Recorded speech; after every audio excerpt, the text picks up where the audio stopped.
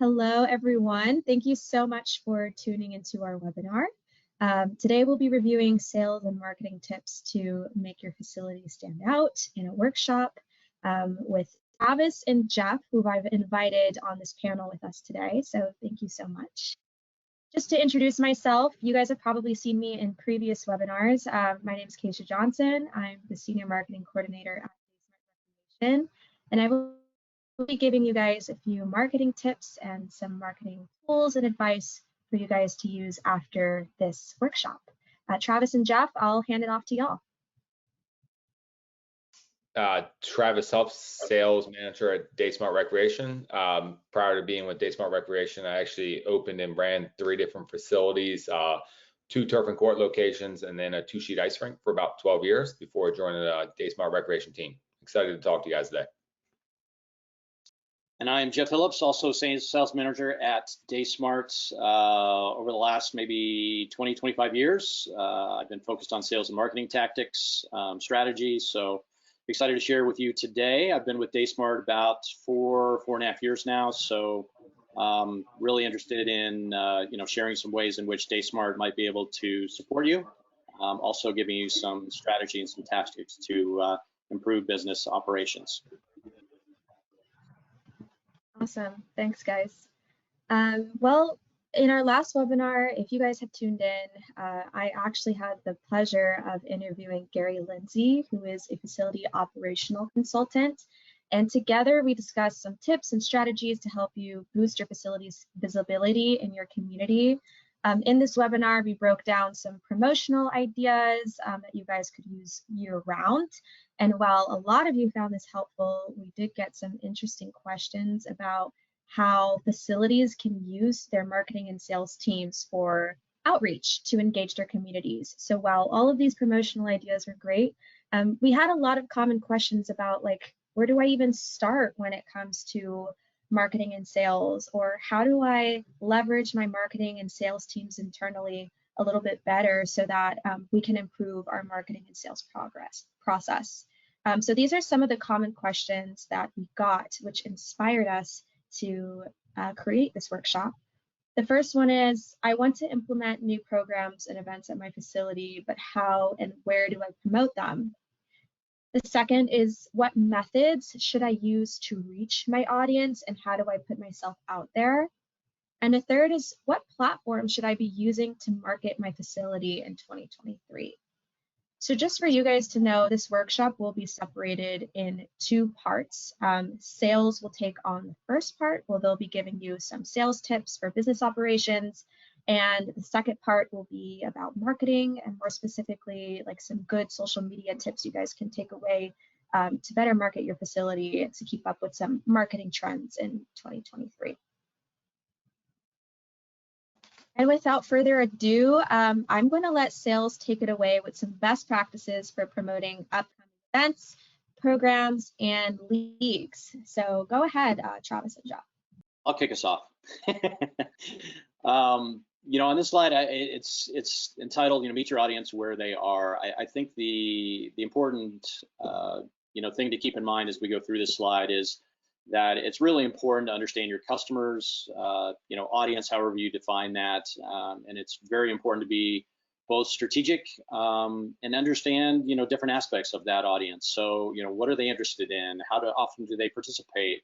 What do they participate in? Are there trends that you can latch on to, such as pickleball seems to be an up-and-coming sport? But it's really important, I think, as you start this process, to really understand the people that you're talking to, and the best way to, I think, go about that on a very high level is to just query them, get some insight and some feedback from the people that are frequenting your facility. Yeah, one thing like we're talking about when it's coming to marketing in your community is go where they are. Me and Jeff get the opportunity to talk to tons and tons of facilities per month, per year, all over the US and Canada. I ran facilities for about 12 years, so it's important to get out in the community and find those different events or different facilities or different avenues to market to people that might be in your ideal marketing profile. So things like community events. They do, one of the facilities I was at, they had a local movie night that the community would put on, and then they would allow us to come out there and put up all kinds of different kids games, kids activities. So we were able to kind of interact with those families.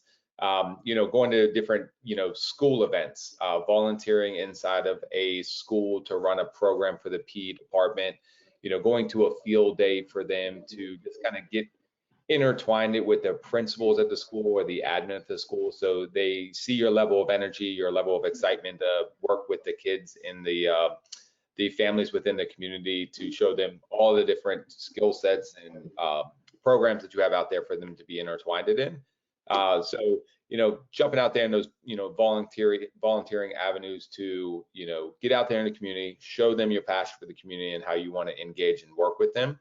Another great opportunity is, youth programming. Everybody wants to figure out how to fill up, early morning time slots, down times, and, preschools are a great opportunity to go into and, also run those programs.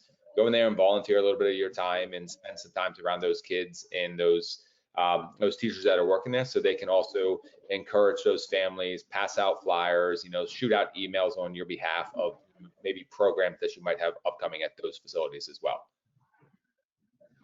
So, yeah, I'll add to that, Travis, just to think a little bit out of the box, I think is the best way to approach what I'm about to say. And that's really to not only capitalize on some of the things that Travis talked about, but also think a little bit about, leveraging community hubs. Like, where are the people that you want to attract and bring to your facility? So parks, malls, grocery store, Little League games. There's so many opportunities in and around the community where people that may not be actively participating in your facility may be participating in some other activities. And that's your opportunity to, whether directly or indirectly through a flyer with a QR code, to redirect them to your website.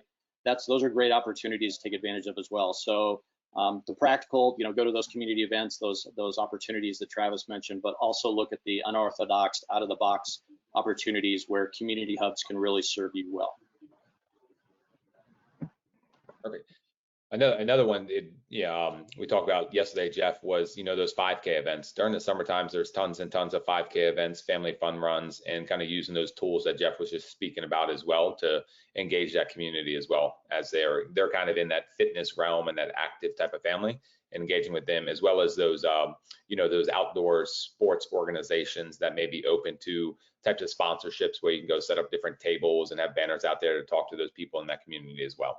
I was just going to comment on what both of you said about 5Ks, but also all of these promotional ideas. I guess the major theme here is like doing the research before you start promoting. And just because one thing works for one facility, or like Travis was going to get to about competition, doesn't mean that will work directly for you. So like, for example, if your audience base is mostly parents of young kids at like this specific community or school, you may not be found in like certain areas that your competitors would be found in. So make sure you guys do that initial research about like where your audience is and like what platforms and areas that they are as well.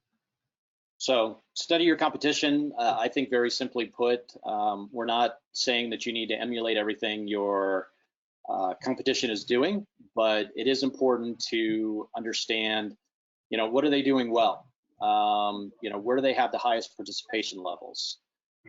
Is there a way that you can create a similar program but provide a better experience? So there are some things, some best practices that you can glean off of respective to other facilities, especially those that are more established. But also when you're talking about more established facilities, sometimes there's a complacency that goes along with that, where they're not necessarily looking forward. And this is an opportunity for you to be proactive and really identify what it is that they do well. How can I take that, emulate that in my facility, and increase registration, participation, et cetera. Yeah. And kind of like what Keisha was speaking on is understanding who your customers as well. So if you're running a big preschool age program, find that competitor that runs those types of programs in a great way. And like Jeff was saying, kind of either emulate it or build off of it, or maybe do something a little bit more unique. But there's nothing wrong with going on somebody else's webpage and see what's new, what's out there, what's changing. And don't just go to local facilities. call other facilities and see what they have upcoming, what they're doing a little bit different, how they're running their leagues, what keeps their, you know, their teams staying in their different leagues. You know, how are they keeping customers inside their building? So there's nothing wrong with reaching out to other facilities because, you know, a little bit more localized, we may be a little bit more, you know, stern on the information that we're giving out to others, but there's facilities all over the U.S. That are offering programs similar to yours and program a little bit different. So, you know, learning from them, I think that's a big help. And then going to visit those facilities as well. You know, if you're going on vacation somewhere, going and checking out those facilities, how they're operating, what seems to be working, what seems to not be working. So just make sure you're spending time on what others are offering, because like Jeff said earlier, pickleball, not everybody can run pickleball, and there's nothing wrong with that, but there's tons of other things out there that facilities are doing, as in, you know, walking, soccer, you know, all kinds of different activities out there that you can be doing that you might not be doing in your facility right now. And then reach out and connect. Travis, you've had some direct experience doing this, having run some facilities, but I think we've got a few just kind of starter ideas in terms of ways in which you can create that plan. I think in creating that plan, it's also important. There's an old adage that you don't know where you're going until you get there. And it's really important to have a roadmap. So have a good understanding, have a plan of attack in place that you can then work off of. Create some metrics, some key performance indicators, or some things and ways in which you can gauge whether something was successful or not. So as you create that outreach plan, you're going to find things are going to work well, other things are going to work better than others, but nonetheless, there's no real, you know, cookie cutter template other than doing and understanding, you know, both your audience or community. And Travis, you know this better than anybody, having run the facility. There are a few things that you did and that worked very successfully for you. Yeah, I think on the first one being personalized and informative, I think the key word there is personalization. So it's a good strategy, or, you know, a tactic to apply each and every time you do these email campaigns, to have a very targeted and focused approach. So have a defined list of customers. I want to target everybody that participated in soccer, or everybody that participated in this specific hockey league.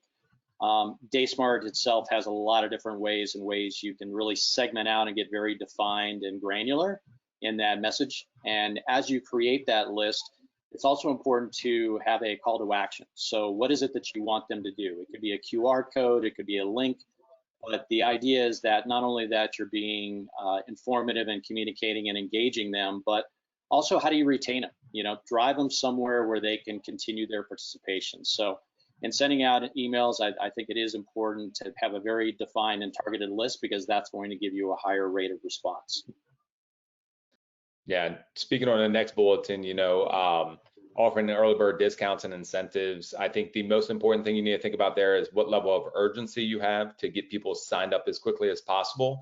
So things like first 10 that sign up get 5% off, 10% off, you know, offering those early bird discounts and having a system that can automatically adjust those fees as you go out through that time of year. Because as we all know, running facilities, you may forget which day it is because you're just so busy. So you want to kind of automate some of these discounts and these automatizations inside of your software.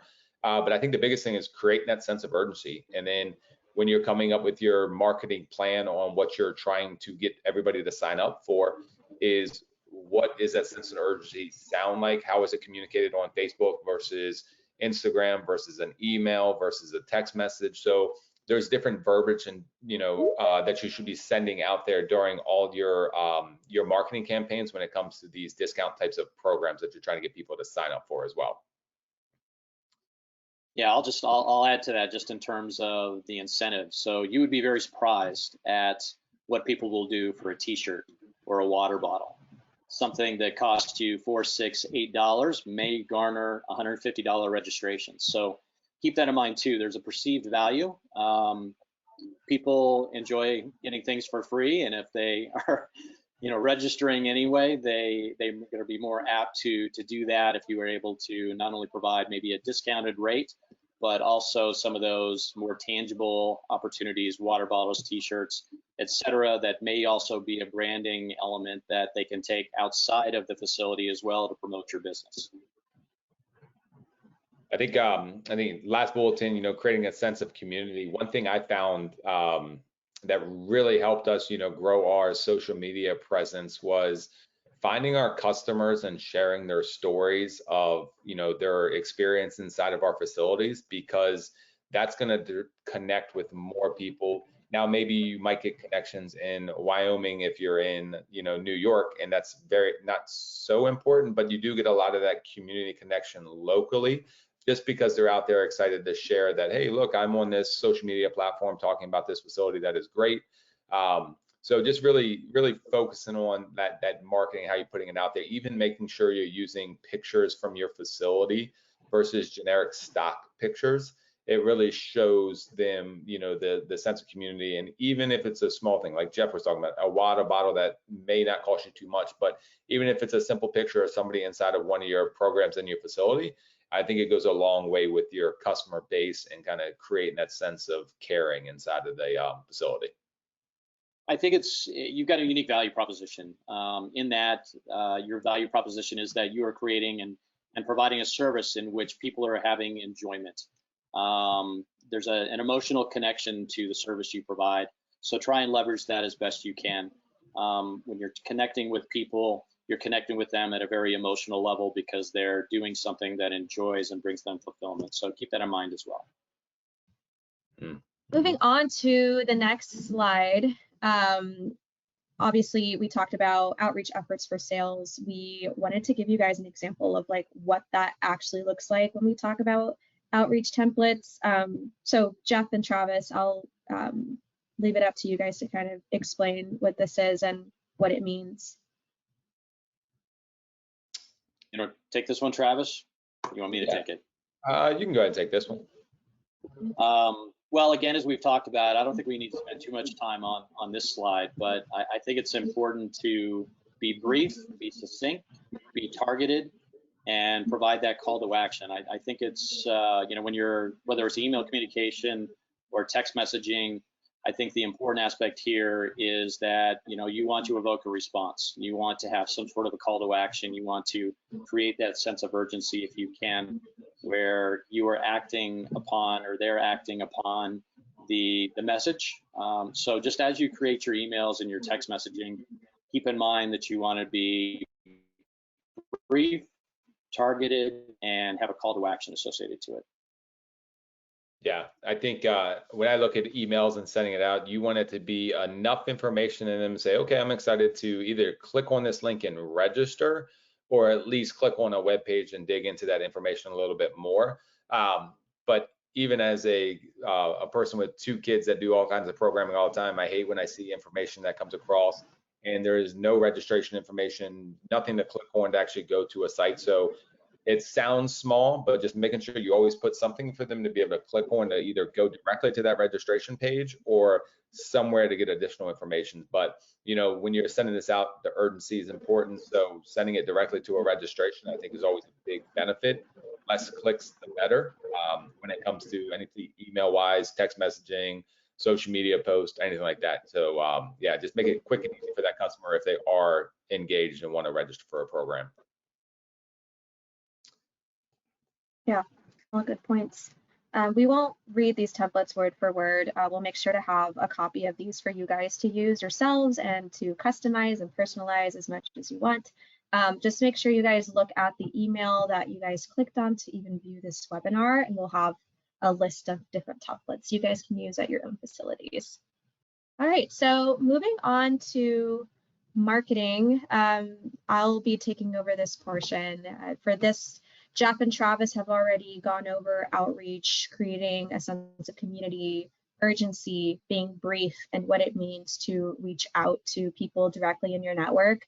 Now I'll be talking about something a little bit more nuanced, and that's the tools and platforms to effectively market your facility in 2023. More specifically, I'll be going over like social media channels, why you guys should be establishing a social presence, and why it matters. So you can kind of see a similar theme here in that getting seen by the right people in the right places is extremely important. We discussed this on the sales portion of the workshop as well, but it's equally as important for marketing. While sales outreach and in-person networking events are a really great way to promote your facility, your online presence matters just as much, if not more. So make sure that, you know, as much as you're doing in your community to get seen and to make your facility stand out, you should be also making that same effort on online. So let's talk about leveraging social platforms. Social media is a great cost-effective way to promote your facility. If you don't opt in for paid media ads or like Facebook ads, for example, most posts are completely free, which is the good news. So even if you have a limited budget, you can create some really impactful campaigns that can reach a substantial amount of members in and outside of your community. So second one is choosing the right channels. And this goes back to making sure that you research your target audience, understand your target demographic, figure out what their gender is, age, interests, all of that, because that helps you understand what their online behavior is. A good rule of thumb in marketing, which is changing every day, but at least for today's date, a good rule of thumb for marketing is that younger generations tend to be on Twitter, Threads, which is a new app that just came out, and like Instagram. And then older generations, or like older parents, for example, tend to be more on Facebook. And Instagram is kind of a 50-50 split between like older and younger generations. However, this can apply to anything, and you guys should still be doing research on your audience. Because just because that's like a rule of thumb doesn't mean that that applies to everyone. So do your research before deciding like what social platforms to even be on in the first place. Then last but not least, be intentional. Every piece of content you create should offer value to your followers, your audience, and your community. Whether it's informative, educational, entertaining, inspiring, make sure your posts have a purpose. And I'll explain this in the next slide. All right, so let's move on to social media marketing tips to boost visibility at your facility. Make sure you promote every event. So yes, posts about National Hug a Tree Day is great. Posts showing off your staff is great. But at the end of the day, your members want to know what your facility is up to. Parents and members want to be a part of a facility that is always planning new things, that is always on the ball. So whether it's the start of a new summer camp season, or like Travis mentioned in his few slides a while ago, you know, parents' night out events, movie nights, make sure you post that and make sure it stays consistent. Use the right hashtags. So people laugh at this a lot when we mention this, but hashtags are really important. The whole purpose of hashtags is to make sure that you get found by people who maybe aren't directly looking for you. So a good example of this is an unrelated situation that happened to me last week, completely unrelated to the rec industry, but I was looking for a hair salon in my area, couldn't find one. So I went on Instagram and I put hashtag hair salons and then name of my city. And boom, I found a whole bunch of salons, looked up their photos that they posted on their Instagram, found one, and then that ended up being the new salon that I went to.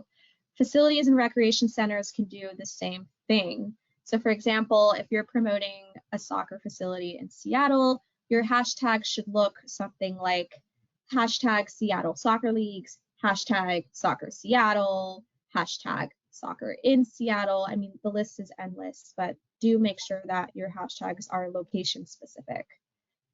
Post pictures of your facility. So psychologically, people want to know like what to expect before they commit themselves to something.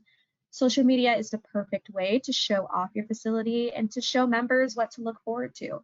So if you just remodeled your pavilions or got fresh new basketball courts, whatever it is, make sure you post it. If somebody reposted a picture of them at your facility, make sure you repost that as well, because that reveals member experience, which is extremely important when it comes to promoting your center. Last but not least, enable registration links on your social media profile. So if you are currently using recreation management software or are looking for a good software solution, make sure that you can create registration links that your members can easily use on other platforms so that they can enroll themselves or their child very easily. Once you have that registration link available, make sure you blast it everywhere if you have social media. So put that on your social media bios, your profiles, make sure you link it in your posts, on Linktree, anything that will allow your members to go from social media to your registration link and easily enroll is the way to go. All right, so now I'm going to bring in Travis and Jeff to apply what we learned. I like to do this at the end of a webinar series to make sure that all of our listeners retain what they're learning, but they also get an idea of what we would do in their situation. So we came up with a, I guess, nonfiction scenario that we'll be going over together, and I can read that. So DaySmart Family Center is a multi-purpose facility located in Ann Arbor, Michigan. With several pools, a child daycare, a basketball court, and a gym, this facility brings in approximately 2,000 members of all ages annually. Below are a few popular programs and events the center runs every year: basketball training camps, swimming lessons, birthday parties, parents' night out events, and more. How would sales and marketing help promote this facility? All right, so sorry about that pop-up.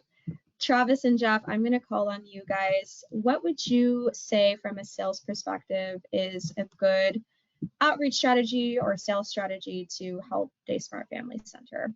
I would say the first thing is a lot of facilities, what they look at is dollars and cents, and they're going to look at it as, okay, we need to generate $3 million to be operational.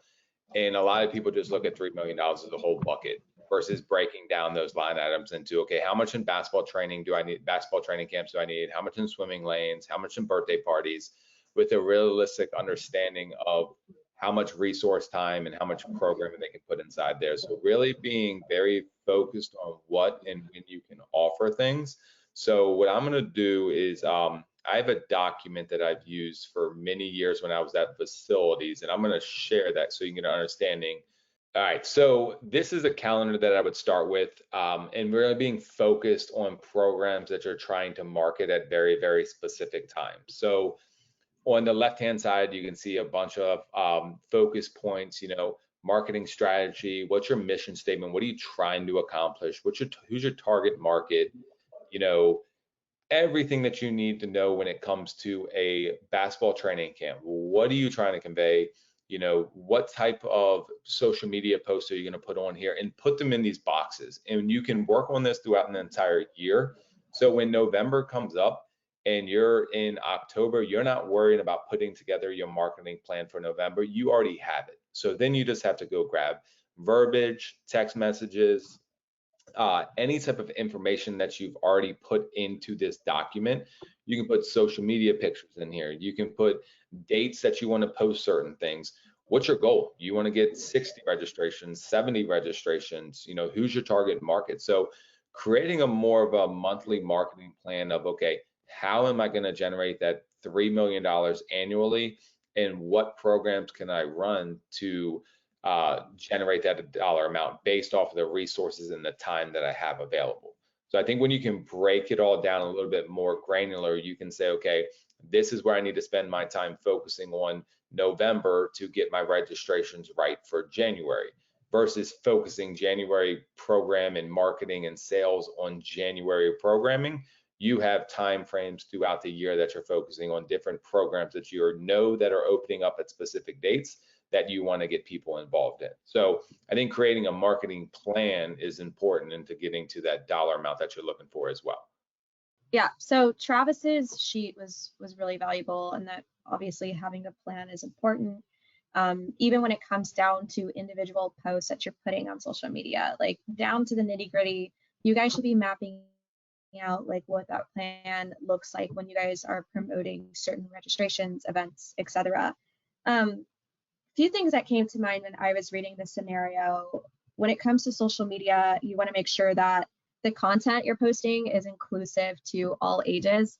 one mistake I see a lot that facilities do is they'll only post pictures of a certain age group, usually cute little kids, which we all love little kids, but when people are deciding if they want to send their child to your facility or if they want to enroll themselves at your facility, they want to make sure that they see themselves or their child at your facility. And if their kid is 17 years old and they only see T-ball leagues, that might be a deterrent to them deciding to come to your facility. So when you're posting content, make sure that you're posting a range of different age groups.